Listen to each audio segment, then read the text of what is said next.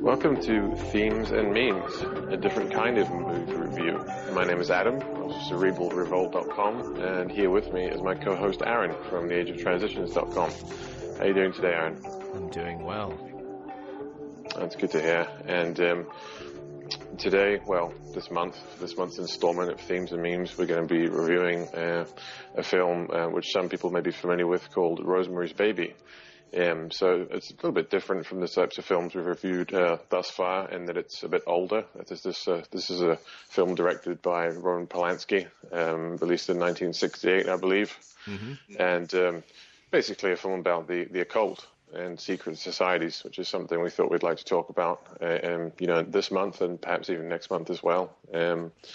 This film is definitely on the short list of sort of films that deal with the occult, the sort of worth watching and worth checking out and thinking about.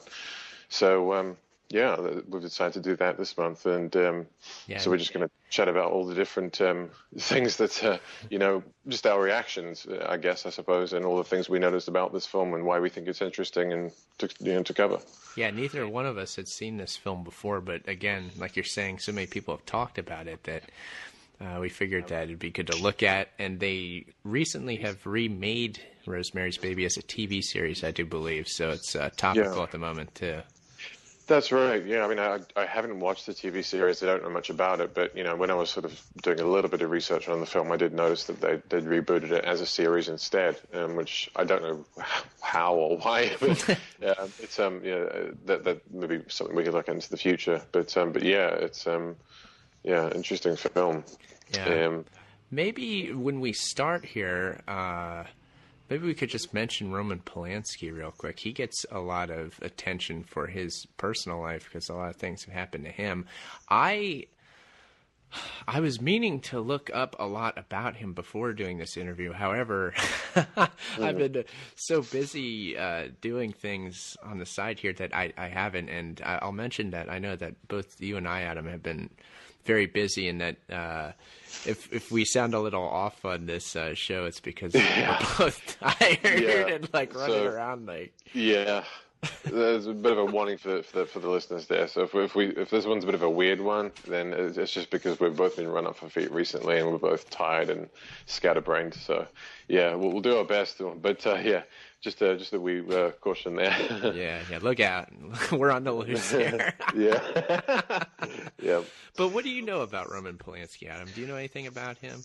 I don't know a lot about him other than the fact that he's a very controversial film director, and there were lots of allegations of like rape and molestation, pedophilia, that kind of thing directed against him. I'm not sure when this all came out, but he's one of the names that comes up in terms of occult directors. Or directors who deal with occult subjects, and as you said before. Someone who's sort of frequently mentioned when people are talking about occult films. His name will pop up a bit, as will this film that we'll be reviewing today. So I don't really know much about the director himself. But I mean, I don't know. I tend to believe that like a lot of directors who deal with these types of subjects and these sort of conceptual matters. I think that probably, I don't know, fairly well connected. I think they probably know what they're talking about. They know their stuff. They're probably Masons or part of some fraternal order, or at least have connections to that realm or that world, if you will. Yeah, they must be involved in some way, shape, or form. Yeah, there's so many different ways to be involved in the occult world, and there's so many different secret societies out there, different flavors of secret societies, I guess you'd say. And certainly Rosemary's Baby here gets into the darker side of the occult here, and it presents us with a witches' coven is the sort of group that the main character Rosemary finds herself thrown in without even knowing at first what's going on. She's sort of just is introduced to that world. So we get the witchcraft concept. We get Satanism and Luciferianism and things like that, and get some sex magic, dark sex magic rituals going on here. So, very dark. Yeah, there's a lot going on. Yeah. Well, I mean, I suppose, like, as we usually do, it's probably a good idea to just kind of run through the plot as we go along, for people who perhaps haven't seen it or maybe haven't seen the film for a while or what have you, to, sort of place what we're talking about into context. So we've got, a situation where we've got, a young woman with her husband, sort of, wanting to set up and settle down and, start a family and whatnot. So they move into this apartment building, which is, they keep running into people telling them about, this place has kind of got a dark history. It's kind of haunted. There've been, lots of sort of suspicious deaths and murders and suicides and, sort of dark goings on in this place, in this particular sort of building, the apartment building they're moving into. But of course, they're young and sort of, they're a young couple. They're, sort of happy and hopeful about the future, and so they don't really pay much attention to any of this stuff, and they go ahead and move in anyway. And as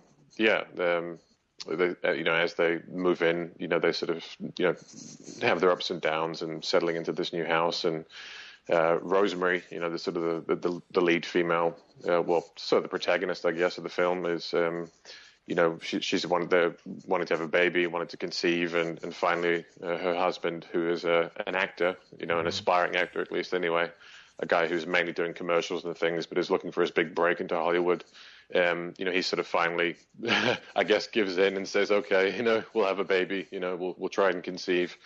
Yeah. And so they make that decision, and it just sort of follows their life for a little while as they settle into this new place and as they get to know their neighbors and things like that, and they get to know a sort of an eccentric, shall we say, old couple who live, down the hall or whatever, and who are very overtly friendly. Yeah. And that's, I guess, where the interesting stuff starts, isn't it? Yeah. So, what is it? They end up having them over for dinner, and it's like, okay, we'll let them over. We don't want to, but we have to because they're neighbors. And they're kind of nutty and a bit annoying. I mean, sorry to interrupt. Yeah, that's why they're sort of they don't want to have them over for dinner. They kind of try to avoid them at first, Yeah, and at first the husband, it seems like the one who really doesn't want to have anything to do with them. He's like, oh no, we're not doing anything with them. But it's Rosemary's like, come on, we have to. But then after the first meeting they have with them, the old man named Roman, and I'll just point out that it's the same name as the director here, Roman Polanski, so I would figure that he's pointing to something with that. I guess we'll get more into that later. But this main, the old man neighbor is named Roman, and he talks with the husband of Rosemary. What's his name? Guy? His name's Guy. Guy, yeah. So they have a chat, he's saying how he's an aspiring actor. He is an actor. He's only done commercials. And then Roman makes a point then, like, you'll go far as long as you have the right connections. That's right, yeah. And it's that line is brought out so that you notice that. You notice him say that, okay, you need the right connections. And it's also implied that Roman has the right connections because he's going on about how he's been every place in the world. He's done this and that. His father was a film director or something like that, yeah. Mm-hmm. So he's just implying that, like, hey, look, I'm connected. I could help you out. And you need connections, so you need me. That's sort of like roughly implied really quickly. Yeah, that's right. And I think, from memory, Rosemary ends up leaving the sort of the dinner a little bit earlier, and Guy sort of remains behind to have a sort of a private chat with this with Roman. And we don't see this. This is not in the actual film, so the audience doesn't get to see this. But sort of Guy comes home maybe an hour or two after Rosemary, and he's just sort of talks very vaguely about how he had this very, very interesting chat, with Roman, and he finds him very, very captivating and interesting and thought-provoking, and they had a very, very interesting chat, and he makes a point to sort of bring that up to Rosemary, and so that's just the sort of the second clue, I guess, as to where the film's heading, isn't it? Yeah, and as time goes on, Guy is continually wanting to hang out with the older two neighbors. He's always wanting to like do things with them and this and that. Yeah. And Rosemary's like, oh, do we have to keep doing this? Yeah. So it's sort of reversed from what happened initially. But there's a reason that he wants to keep being with them. It's because of his unuttered pact between him and Roman, which apparently happens. And again, that's implied. Yeah. This is something that, again, it's you're not supposed to figure this stuff out until the end of the film. Well, I kind of got it right. I'm like, okay, they got a deal. Yeah. He needs to connect. I see what's happening, and it's implied, but I think for a mass audience, I think the idea was that this was supposed to be sort of a surprise, because we've got this whole situation that unfolds throughout the film where Rosemary's not sure who to trust and whether the husband's kind of in on it or not, and so I think there's a bit of that there, but obviously people who are paying attention will know obviously what's going on pretty quickly, as you say, because these are and we kind of it's not fair because we came into this kind of knowing what to expect, so you're looking for stuff. An audience in 1968, it would have flown over their heads, and that is important to remember. That's kind of I guess that's kind of what I'm trying to get at. So we've got a situation where Rosemary and her husband Guy have agreed that they're going to try and conceive, and they've become friends with this eccentric old couple down the hall, and Guy's sort of become really close with with Roman, the older man, what happens one night is that Rosemary and Guy having dinner or something like that, and the old woman comes up and brings them a couple of desserts that she's made, and they thank her for them, and just sort of take them inside and eat them, and Guy thinks it's great. He says, oh, it's delicious and everything like that, and Rosemary's saying, there's something not right about this. It doesn't taste right. It's got a chalky flavor to it. I don't want to eat it. And she puts it to the side and says, I'm not eating it. And Guy says, oh well, that's rude. Don't do that. You should eat it. You should be thankful for it. And she ends up just going, oh well, fine then, whatever. And she eats it. I'll make the point that Guy gets very pushy too, and he gets pushy about that. Yeah, he gets very passive aggressive, and he increasingly gets that way throughout the film. He's incredibly passive aggressive towards Rosemary constantly. Very much so. Yeah. He becomes very, very controlling in a very subtle way. Through this kind of passive aggressive demeanor that becomes more and more apparent throughout the film. But anyway, so Rosemary, nonetheless, decides to go ahead and eat this dessert, even though she thinks it tastes off and it doesn't taste right, and she sort of begins to basically hallucinate. She starts to kind of trip out, really. Yeah, that's right. Yeah, there's a dream sequence and all that.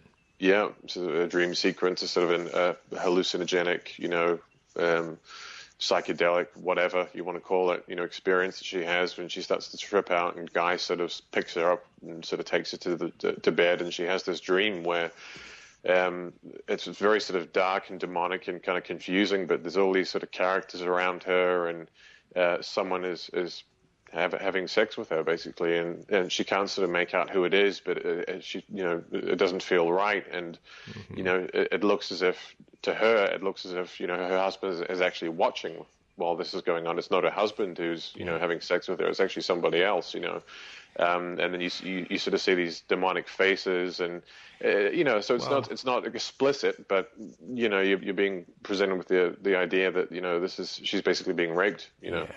It bounces back and forth between her dream and to what's actually happening, but as it does so, it kind of the two things intermingle. Yeah, it's hard to tell what's real and what isn't. That's right. Yeah, you're right. It bounces back and forth. She's in the dream, then you're seeing what's real, and what's real, what you're shown as real, is Guy standing in a group with all the neighbors in the building that you've seen throughout the movie. All the people live there are all standing around the bed, and Rosemary's in the bed. And you see Roman there, like painting some sort of figures onto her. With he's painting them onto her, and what he does is he cuts her. Oh, is that what happened? It's a knife. Yeah, it's not paint. He actually gets a knife, and he basically draws like a big sort of, I think it's like an upside down cross or something, like something to that effect, some kind of, occult geometry on her body. She's naked, and he gets the knife out, and it's actually blood. So that's what's going on there. Yeah. Yeah, and she doesn't know what's going on the whole time, and then at some point she realizes that it's actually happening, but again, she's drugged, so she can't remember it later. And it's Guy who ends up raping her. Actually, it's her husband who rapes her because she doesn't know what's going on. But it's also he takes the form of some sort of goat-like creature, like it's a devil, a Baphomet type thing, Baphomet sort of thing, and it gets So it's very disturbing. Yeah, I mean. Technically, the plot the plot says that it's actually not Guy at all. It is. Guy later says that yes, it was him. But that's he says it's my baby. Yeah, he says that later. For some reason, it seemed to me like it was him. Yeah, that's the thing. It seems like it was. It does seem like him. My take on it was him doing it, and for some occult reason, it had to be him. But in the act, the occult ritual somehow summoned a demon of some sort that possessed him. Yeah. So the spirit of whatever demon was within him, so it wasn't really him even doing it. It was just his body as a vessel. This whatever entity was the one that was copulating with Rosemary there. I think there's a bit of ambiguity there. I think it's hard to, because it's a dream sequence and it's psychedelic, and as you say, it keeps flashing back between reality and this kind of dream sequence, and they begin to merge together. I think it's difficult to say exactly what went on there. So I'm not sure. It's relevant within the realm of the occult because all sorts of altered states of consciousness are within the realm of even sort of initiatic and occult rituals. It goes way back into ancient prehistory, I'd say, even before recorded history. The ancient mysteries go so far back, but it's always been about like altering states of consciousness and getting into these weird dreamlike states, and even things like hypnotism come from out of these the history of occult rituals and initiation rituals. Different initiations would have the neophyte hypnotized, basically, and then they'd go through a ritual where they're like in a dark coffin or whatever. So they are in a confused state. You can't tell what is a dream and what isn't. The blur between the unseen spirit world and the material world, you can't tell. So this is something that actually is true to the occult. So they were pointing that out, and again, it was in this dark sort of satanic or Luciferian context that they were playing with those ideas here. Yeah, for sure. I mean, I think just visually speaking, it's hard to see exactly who was doing what. Put it that way. Yeah, I guess that's true. But as you say, that could well be the case. We could have a situation where it was actually her husband who was, copulating and performing the act, but he was, basically possessed. Yeah, and he doesn't even really know. If he says he's a father in the end and they say he's not, then everybody's confused. Nobody knows what's really going on. That's all part of the rituals. Exactly. Create confusion. So Rosemary obviously ends up waking up the next morning, from this experience, and just says, "Oh, I've had this horrible dream," and blah blah blah, and I dreamt this and I dreamt that, and Guy says, "Oh no, I just I made love to you while you were sleeping because I didn't want to miss the opportunity to conceive." He basically sort of lies to it really, and just says, "Oh well, you're wanting to have a baby, and you're kind of out of it." And so I just thought, "Oh well, I'll have a shot at it." Which is a bit weird and end of itself. But I think she's kind of naive, and she wanted the baby, and so she kind of just lets it slide, and then it turns out however many weeks later that she is pregnant. She gets that confirmed. But as she becomes pregnant, she starts to develop this pain in her upper abdomen. The pain doesn't go away, and she gets sent by the old couple down the hall to their doctor. The whole time they're giving her advice on everything, Yeah. and they're giving her special vitamin shakes or something, Oh. like different herbal remedies. And That's things. right. It's tannis root. It's some tannis. kind of herb or some sort of root vegetable, whatever it is. And they also give her a pendant to put around her neck. Like a piece of jewelry, basically, which everybody has a bad reaction to. People are always, commenting on the fact, oh, that thing stinks. It smells horrible. It smells really off. But because she was given it as a present, she still wears it. And she goes and sees this doctor, and the doctor says, I'll take this and take that, and don't listen to anybody else. Don't listen to anybody else, and of course the old couple down the hall is sort of trying to take care of her and look after her, and they keep giving her this kind of weird tasting, mixture to keep drinking. It's kind of like a milky, herby brew or whatever it is, some kind of witch's brew, Yeah, well, they're always talking about herbs. They're always using herbs, and there's an herb garden in the apartment before they moved in. And I guess, Rosemary's name is an herb too. It's an herb, yeah. So there's a lot of kind of herby stuff going on, yeah. A lot of herbs. Yeah. But so she gets sent to this, this doctor, and over again, because this pain is getting worse, and the old couple and the doctor keep saying, "Oh, don't worry, it'll go away. It's perfectly natural. Don't freak out about it. Don't go to another. Don't see anybody else. Just trust us. You'll be fine." But it doesn't, and she begins to actually start. She begins to start losing weight really rapidly and looking really ill, and basically, looking like a heroin addict or something, like really, really ill, really sick and bad and skinny and, malnourished and or a cancer patient or whatever, but at the same time, she's constantly being pressured to not see other doctors, to not seek other medical advice, and to just trust the old couple and their doctor, she goes and she gets to the point where she says, the pain is just too unbearable. I'm sorry, I have to go and get a second opinion on this. And the moment she makes that decision, the pain stops. Yeah. So there's obviously a suggestion of some kind of magic or some kind of force, some unseen force, that is going on in the background there, where she was about to go and take an action which could potentially sort of expose what was really going on, and the moment she made that decision, the pain was removed, the problem was solved, so again, this we're into the realm of metaphysics and very, very sort of nebulous occult stuff here, but whatever happened, obviously, was meant to stop her from going and seeking, a second opinion and basically bringing anybody else in on what was going on. Yeah.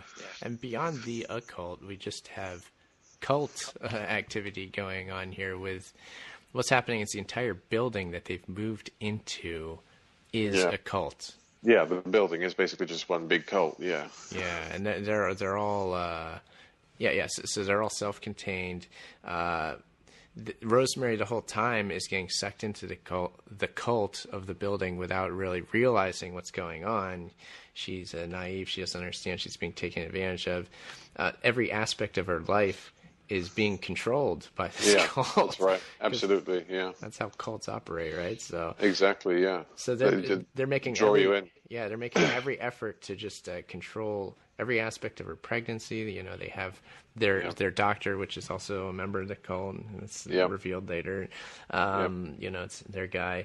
All the neighbors are just stepping in, doing like little things to make sure that she doesn't go anywhere. And that's right. So, and the whole time the husband is facilitating this too, and you can tell he's just like frustrated the whole time, but he's also like happy because he's getting his way one way or the other.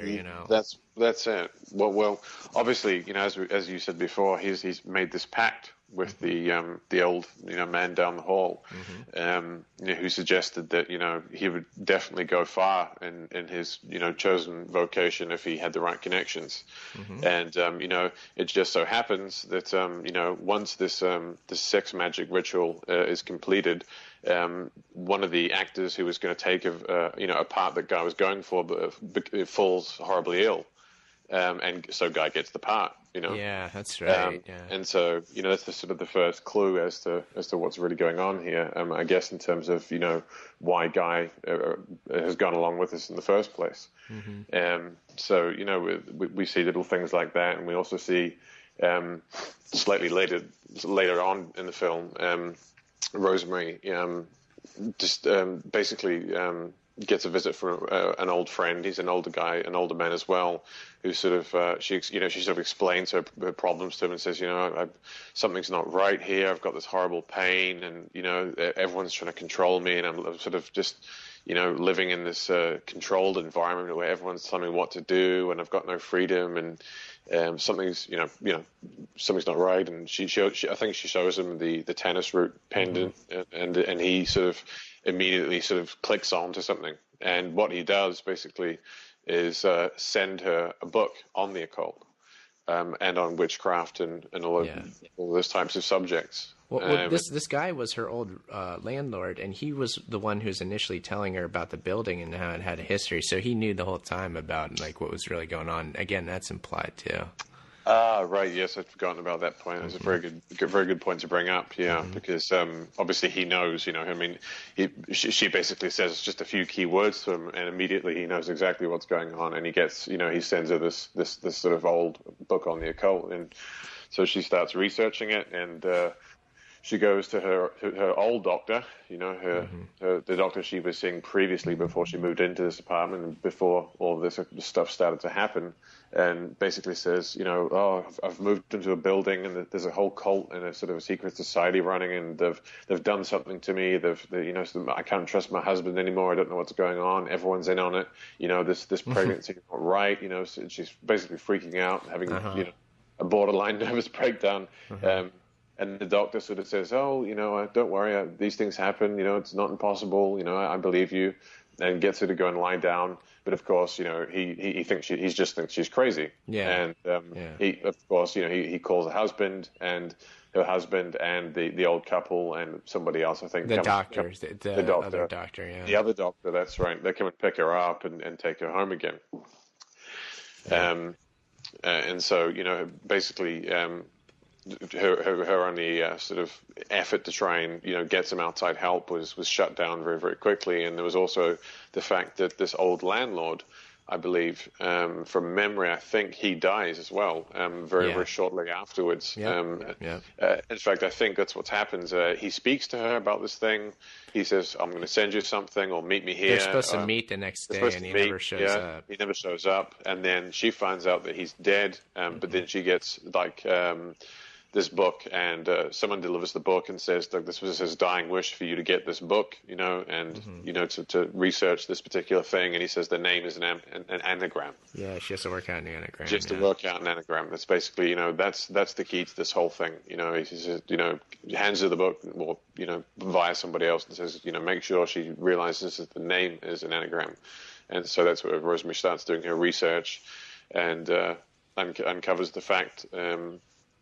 That this person, Roman, the old man down the hall, is the same person mentioned in this book of the occult, talking about I think, what does it talk about? The history of the house, or the history of a certain bloodline? It gets into that. Yeah. It gets into a specific sort of witch's sect or whatever, and it mentions these key figures. One of which happens to be Roman's father, right? Yeah, which looks just like him, of course. Yeah, and then there's a picture of Roman as a young child with him and all this and that. So it shows the history of, what's been going on with the building and, with this witch coven and all that. Basically, it's sort of confirmation that the people that are living there now are descendants of people who lived there before, who were known to be in the cult, basically. So, yeah. It's sort of like the final proof, if you will, that sort of convinces her of the reality of the situation she's in. But So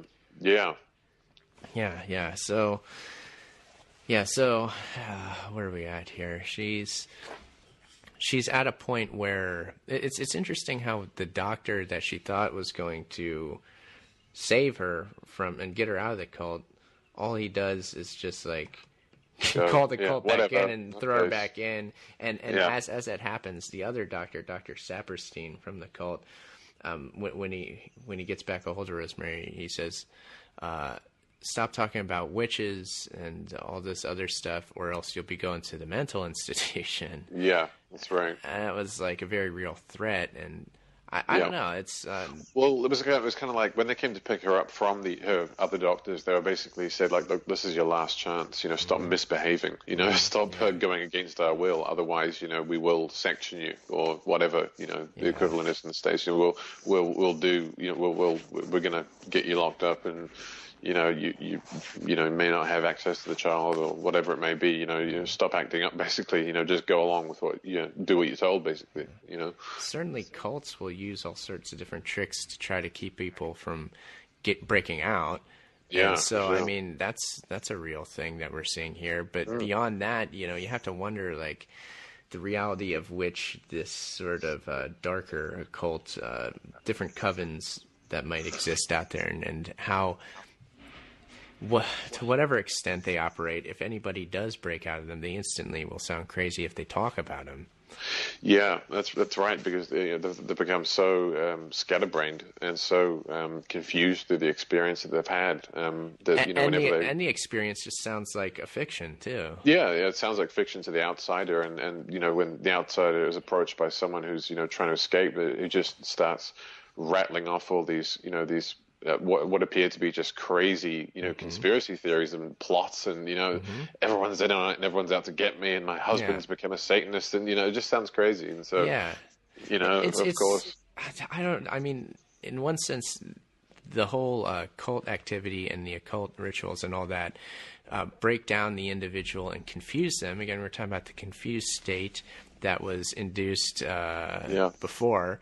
So you're in a state of confusion, but you are also being violated and having very terrible things done to you. So you're being broken down in every single way. You're actually literally being abused, but you're unable in your confused state to articulate the form of your abuse. So and you'll just rattle off things that sound crazy. They may in fact be true.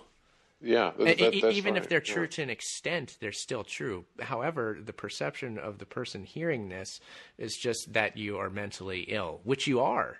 Yeah, you are mentally ill, but it doesn't mean that what the things that you're saying are not true. Yeah, exactly. So you are made into a mentally ill person, but you're unable to get any real help because nobody believes you. You can get just locked away. And I wonder the extent to which this sort of thing actually does happen in real life. I mean, on a much wider scale as well, I think, too. Yeah. Because it's so easy to break a person down. It doesn't take a whole lot. Well, we see this kind of thing even, what is generally referred to as the truth movement, with when people first go through the kind of waking up experience and discover all this new information, they become totally overwhelmed and totally confused by it. And the first thing they go and do is try and, preach and convert all their family and friends. And, they sound crazy because for that initial period, at least, they are kind of crazy. They have been, don't really know what they're talking about. Yeah. Still. They're not really sure what they're talking about. Their sense of reality has been so warped and twisted and turned on its head that whenever they try and express themselves, they do sound crazy because they kind of are for a while. Yeah, and they're unable to communicate something, but at the same time, they're trying to communicate something that is indeed real and incredibly complex and difficult to explain. And even if you did explain it properly, somebody'd have to sit down forever for you to actually listen and be like, oh, okay, all right, it makes sense. Nobody actually does that. That's the problem. The thing. Yeah. Nobody's willing to listen. No, and that's the thing. You can't just, machine gun information to somebody. You've got to build a foundation first. You've got to, move very, very gradually through information and establish, an understanding of, basics, and then things which are slightly more complex, and so on and so on. You don't just, throw people straight in the deep end and expect them to understand what you're talking about. It just doesn't work like that, And that's the world of the occult. You're gradually initiated into higher and higher levels in order to do just that, so that you, as the initiate, come into knowledge of this incredibly complex thing so that you can deal with it. But you're like a special person now because not many people take the time to do that or go through the initiation process, and therefore, if you just like come out left field with something out of like from whatever higher level of occult information, they're gonna be like, oh, well, what's going on here? Like, that's craziness. Yeah, that's right. But I think moving on, some of the other interesting things that would be worth noting in relation to this film and the characters and some of the decisions they make and things like that would be the fact that what we're talking about with Rosemary here, even though basically what the film is portraying is the complete destruction of innocence. We're taking someone who's very, very innocent, very naive, not stupid by any means, not she's not unintelligent. She's just kind of had a sheltered life, I guess. She's very naive and just sort of happy-go-lucky. And we're talking about the absolute destruction of that throughout this film. The actual destruction of innocence. However, what I think is important to note is that it was basically what Rosemary, the role that she plays in this film is that of the willing fool, because she made a choice. She made a choice to eat the dessert. That's what started off this whole process. Was her making a choice to the dessert tasted off, so that was her warning, basically. That was her warning that something's not right.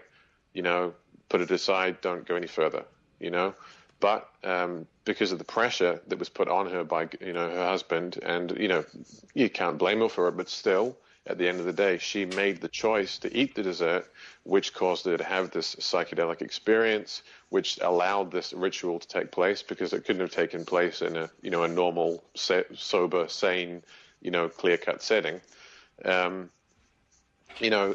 Basically, she basically played the role of the willing fool, and this is something that comes up again and again in secret society rituals and initiation processes and things like that. We see it in things like Eyes Wide Shut, and in other films as well, where we are talking about abuse, and we are talking about someone being put through a truly horrific experience, but they're still given a choice at some point. You'll still notice it'll be very, very subtle. That they're still given a choice as to whether they want to walk through that door and allow this process to start taking place or not. And she does that by eating the dessert. Yeah.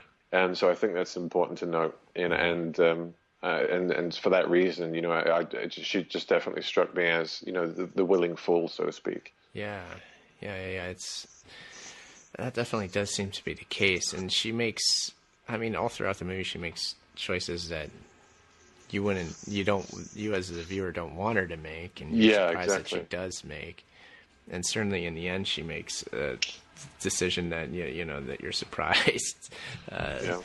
I'm trying to think, where should we go here? Obviously she has the baby. Yeah, just talking about that. That's the next thing.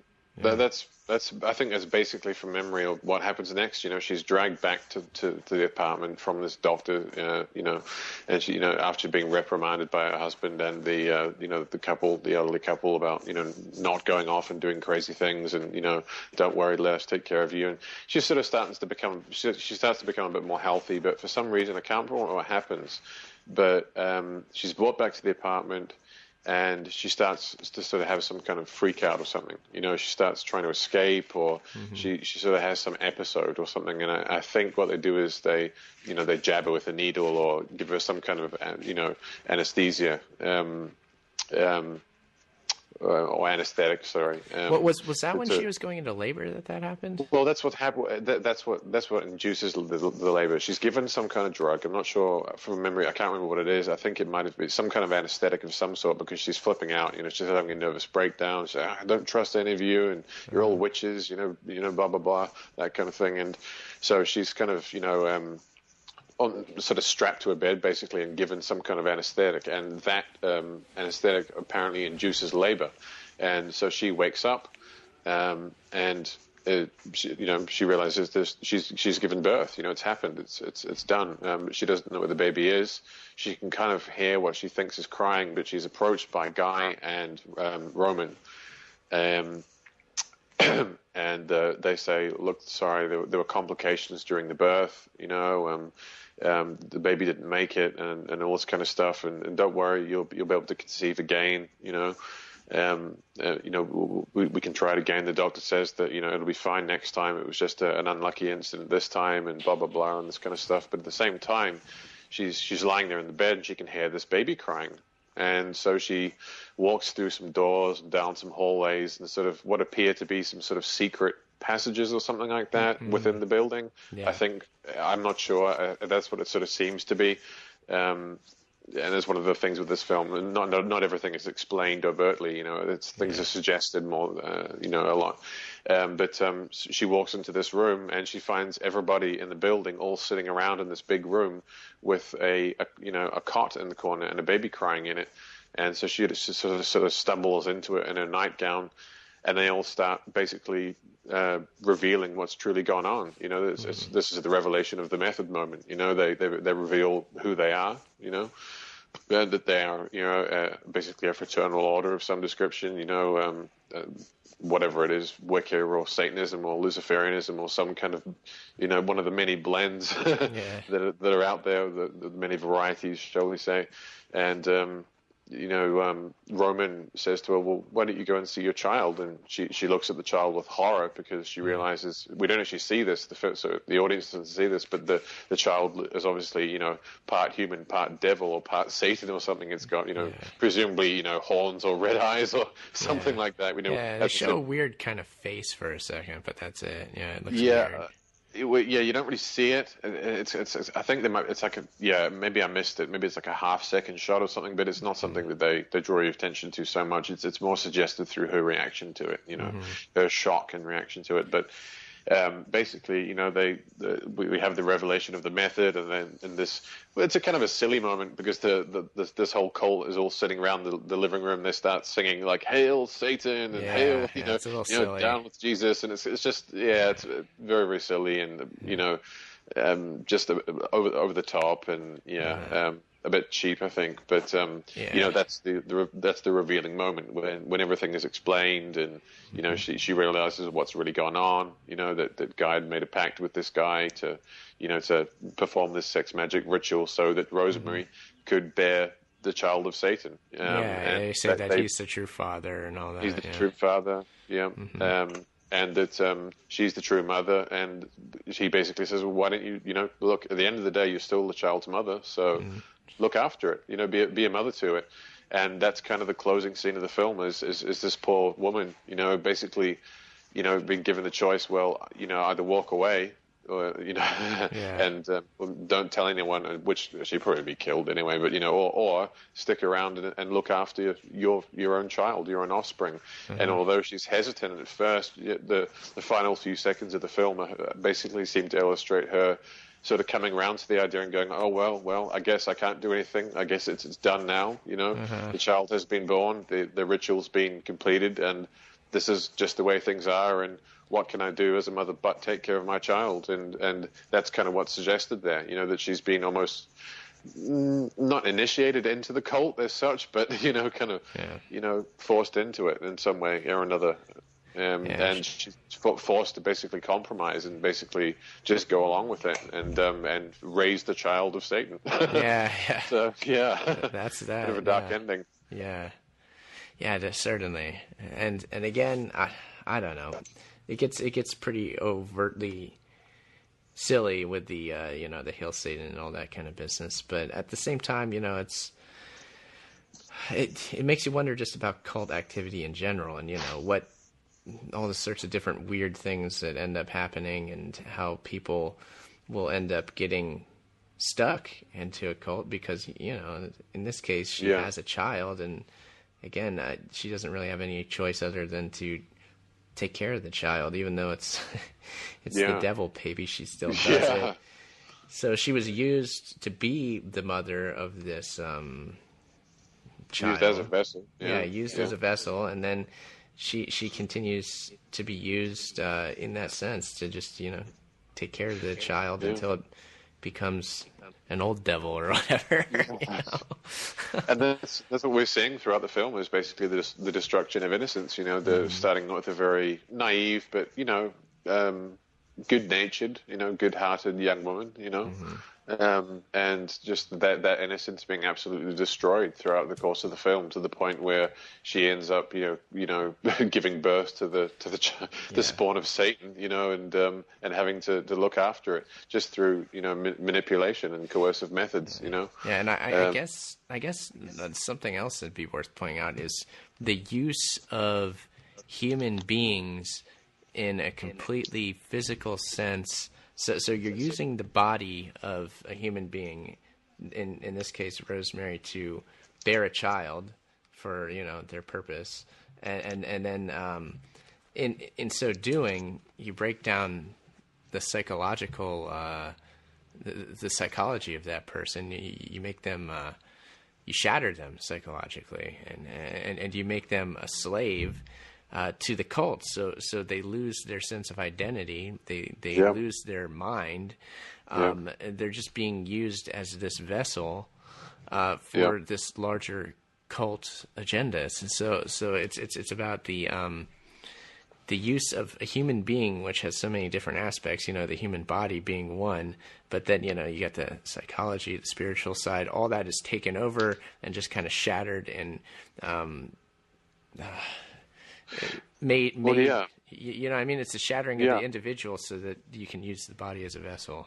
That's right. Yeah, the absolute destruction of the person and who they actually are, so that they can actually be used for your own purposes. And this is gradually sort of suggested or implied throughout the film. I mean, I think the first time we really take note of it is where they're initially having their very, very first dinner with the couple, and the old man Roman sort of goes on a bit of a spiel about organized religion and how it's the biggest con in the world. Yeah. And really has a sort of a crack at it. And Rosemary says that she was raised a Catholic, but she doesn't necessarily practice, and she's not so sure anymore. But she still has sort of very basic Catholic beliefs and very sort of strong moral codes of conduct or whatever. And he throughout the film you just see him, this Roman character, making constant references to to how religion is all an illusion and things like that. And so sort of taking someone who's from a religious background, Judeo-Christian background, and converting them and destroying them, so that they basically become part of a Luciferian cult. So it's I guess in that context it'd be important to point out just the time in which the movie was coming out. It was a time where a lot of people were in that situation, where the old religious morals and just religious ways of life were starting to fade away from the mainstream, and then people are left in the moral quandary of, okay, I don't subscribe to religion anymore. What do I subscribe to? At that point, at that point, you're open to a lot of different things.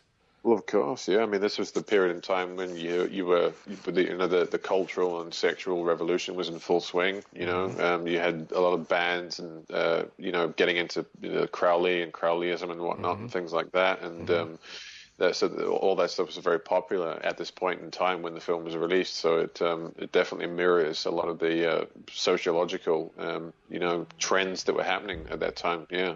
So and they've kind of gone on into this day to a whole new level, I'd say.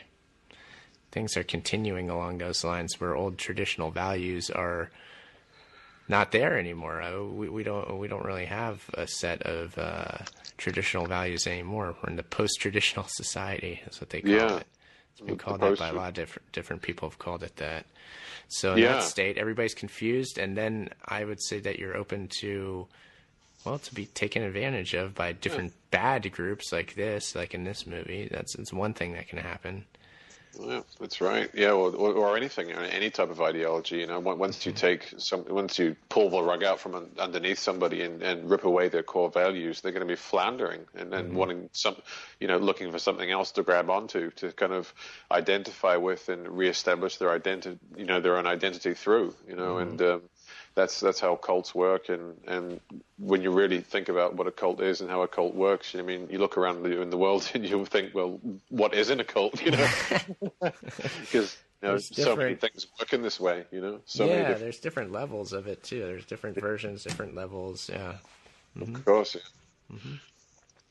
Yeah, but I don't know. I guess with that, I think that's about it, really. I mean, we hit the main points here. I think we can end this. I just wish that I had more to say about Roman Polanski himself. Yeah, I just don't. I didn't look into it enough. Yeah, I mean, I'm sure that if we had done the research, that we would be able to add, a little bit more into this interview and talk a bit more about him. But as we said before, we've just both been a bit busy recently and haven't had the time. But perhaps we'll touch on it again at some point in the future. Yeah. But I guess I found this film most interesting. I think, namely because of the basic.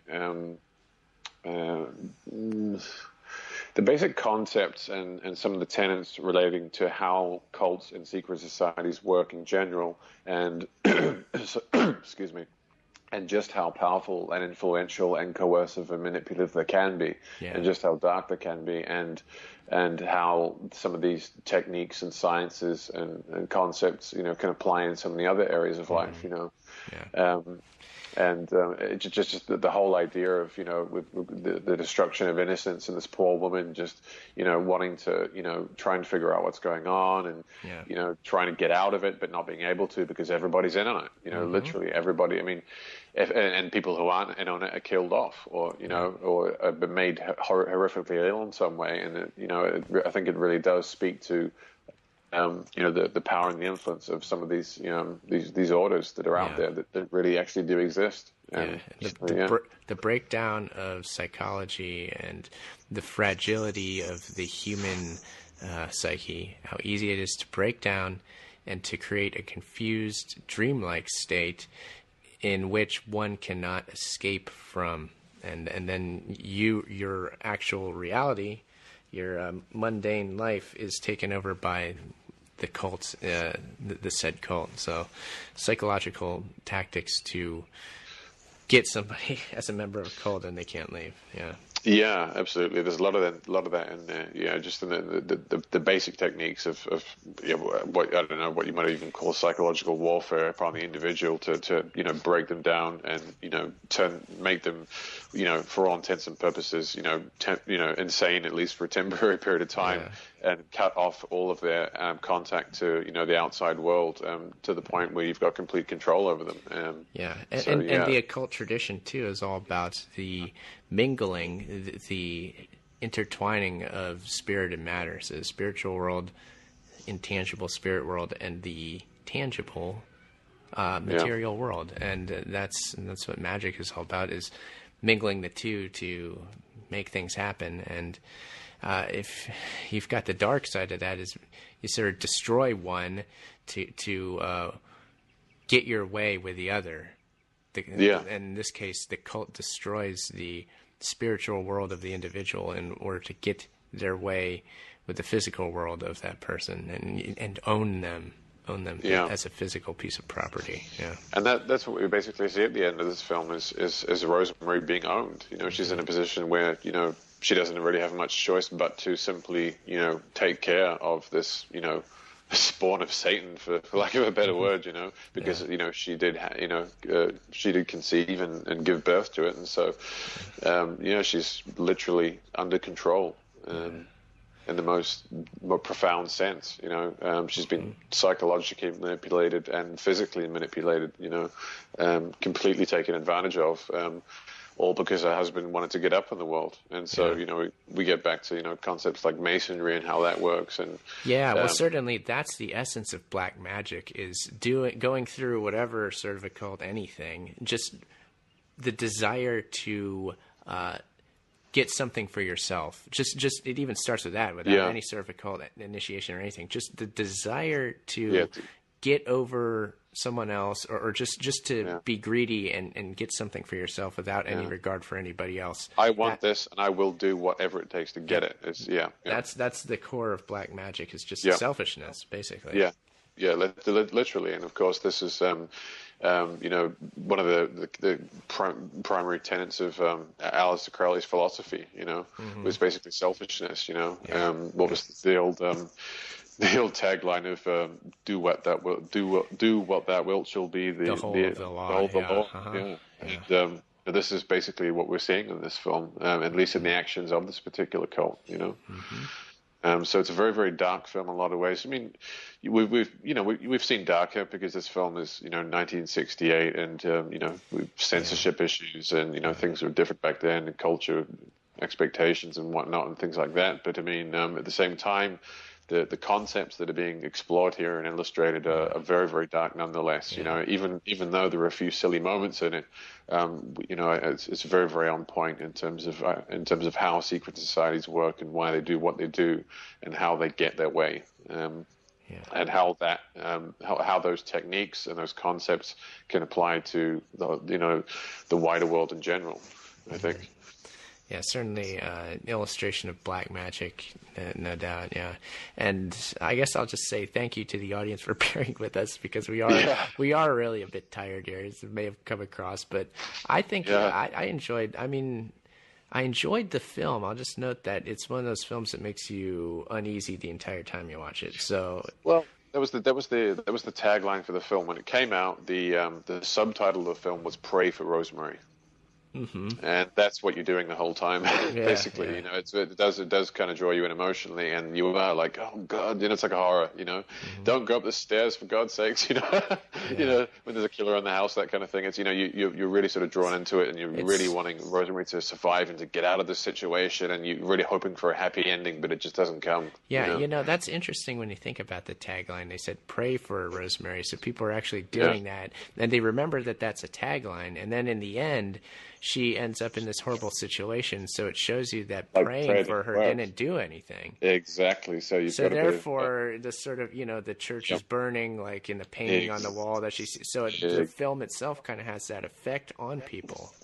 Well, yeah, exactly. Yeah, that's it. And I mean, apart from putting Rosemary through a bit of, I mean, for the average viewer anyway, I mean, apart from putting Rosemary through a little bit of pain, I mean, what did they actually do? And Guy keeps on making this argument as well. I mean, I think more towards the end of the film, at least from memory, he makes that argument like, okay, so you went through a bit of pain, but, what, we didn't actually kill you, you're okay, you're still alive. You're okay, you're alive, you had your child. I mean, okay, so it might have some red eyes and some horns or whatever, but, that's just kind of justification. And again, it's looking at the physical end there and totally ignoring the psychological side of things, because absolutely. He was psychologically abusing her the whole time.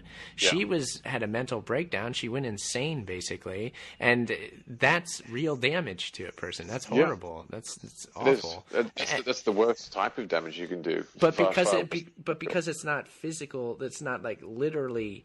Physically, she's not like bleeding still, or she can walk and all that. Then she's fine just because of that. And that's the way a lot of, I don't know, people will tend to kind of like look at things that way too, and that's a shame. It's just superficiality, It's just looking at the overt, and having the recognition of the covert, of the subtextual, material. All the while being intimately involved in an occult order. Yeah. So you're denying what you're actually doing. Yeah. So it's denial of reality, denial of the spiritual reality, which is always there, and just acting as though the pure mundane world that you live in is all that there is, and just going with that. Yeah. So there's an occult message there too. It is, and it's a strange how that whole concept ties into why Guy made the decision to say yes to Roman. Yes, you can use my wife as a vessel, in return for a hand up in the industry, shall we say? And what Guy's beliefs really were, and how much or how deeply he had become involved in this cult. These things aren't explained, and so there's a lot of questions raised there. But I mean, I guess we could probably ramble on for another hour about that, just speculating. But it's one of those things. It's not really explained in the film, but it's an interesting concept nonetheless, because it gets back to what we were talking about before about the philosophy of do what thou wilt, and the the basically ignorance of psychological damage to a person, to justify your own desires and your own agendas. The fact that you've completely and utterly destroyed them psychologically is basically, not taken into account, or at least, well, that's the question, isn't it? Does Guy realize what psychological damage he's actually done to his wife, or is he thinking, well, okay, she's physically fine and she's had the baby, and so she must be okay, and so I have not done anything wrong? He's either lying to himself or just being ignorant. Well, that's the question, isn't it? Yeah, is Guy ignorant, or is he lying to himself, or is he lying to her? How is he fully aware? How evil exactly. is he? How evil is he? I mean, the fact that he made this decision in the first place is evil enough in my books, he carried out an act of black magic. He wanted to get ahead, and he did whatever it took to do it, and then on his own wife, Yeah, and then he just makes excuses the whole time. There's no real excuse. So yeah.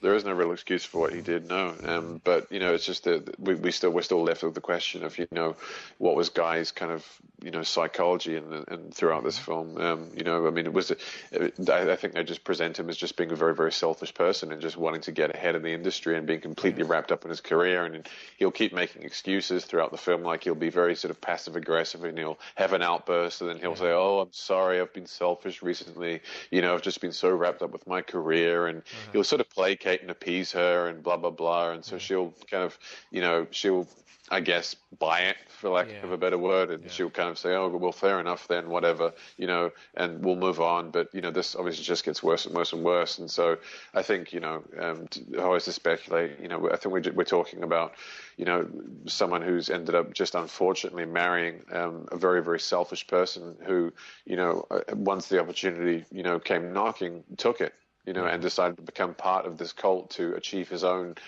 aims within the material world, Yep, that's it. Yeah, and with that, I think that pretty much sums it up. I want to thank the audience for listening to this episode of Themes and Memes. I'll say that this is the June episode. We do one every month. We're recording this in June, and we may have it out in June. We don't know. It might be early July, late June, but this is the June episode.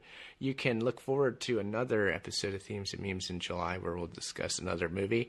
And on and on. We'll do one every month. So I hope you do continue listening to this Themes and Memes series. Yeah. Yeah, and of course, as we mentioned in the previous episode, we're going to try and focus on certain themes and memes, maybe for an episode or two, to try and give people a better idea of why we're doing what we're doing, and how important these concepts are, and why we're discussing them in the fashion that we are. Although it hasn't been confirmed yet, I think we might do something similar next month as well. We'll find something along these lines. Yeah. Something along these lines, and talk about it in more depth and more detail, and again, so people can get a better sense of the lineage and of these ideas, and the importance and the significance of all these themes and memes that we cover.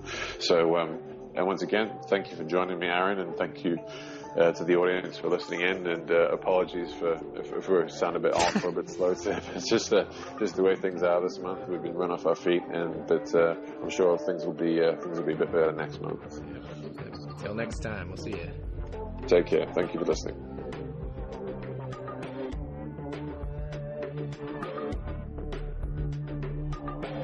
Today's episode of Themes and Memes was recorded on the 29th of June, 2014.